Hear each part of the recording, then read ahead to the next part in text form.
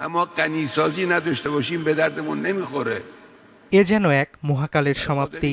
১৯৮৯ সাল থেকে যার তর্জনীতে কুপকাত হতো যুক্তরাষ্ট্র ও ইসরায়েল, সেই সর্বোচ্চ নেতার মৃত্যুতে শোকের ছায়া ইরান ছাপিয়ে দেশে দেশে। খোদ যুক্তরাষ্ট্রে ইরানে চলমান মার্কিন ও ইসরায়েলি আগ্রাসনের বিরোধিতা জানিয়ে রাস্তায় নামে বিক্ষোভকারীরা। যুদ্ধবিরোধী নানা প্রতিবাদী স্লোগানে প্রকম্পিত হয় চারপাশ। আয়াতুল্লাহ আলী খামেনির মৃত্যুর সংবাদে ইরাকের বাগদাদে মার্কিন দূতাবাসের সামনে বিক্ষোভ করে ইরানপন্থীরা। এ সময় তাদেরকে ছত্রভঙ্গ করতে টিয়ার শেল নিক্ষেপ করে পুলিশ। দেশটিতে ঘোষণা করা হয়েছে ৩ দিনের রাষ্ট্রীয় শোক। বিক্ষোভে রণক্ষেত্র পাকিস্তানের করাচি। খামেনি হত্যার প্রতিবাদে শহরটির মার্কিন দূতাবাসের সামনে রাস্তায় নামে বিক্ষোভকারীরা। ডনের খবর, এক পর্যায়ে বিক্ষুব্ধদের সঙ্গে সংঘর্ষে জড়ায় পুলিশ। এতে বেশ কয়েকজনের প্রাণহানির খবর পাওয়া গেছে।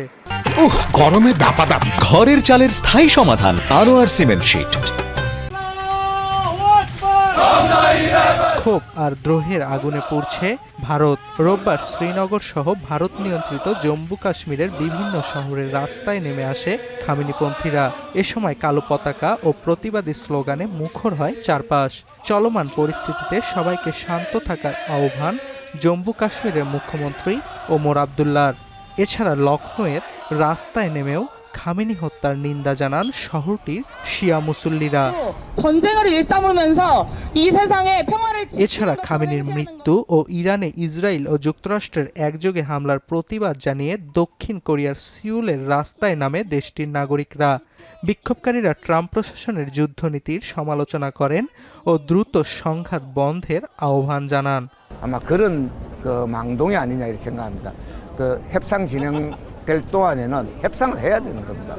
침략 전쟁 강행한 것은 তবে খামেনির মৃত্যুতে উল্লাস প্রকাশ করেছে কানাডায় থাকা ইরানের রাজতন্ত্রপন্থীরা।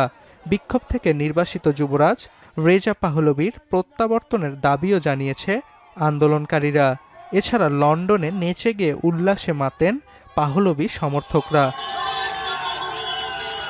অর্ণপ্রসাদ, এখন বিশ্ব।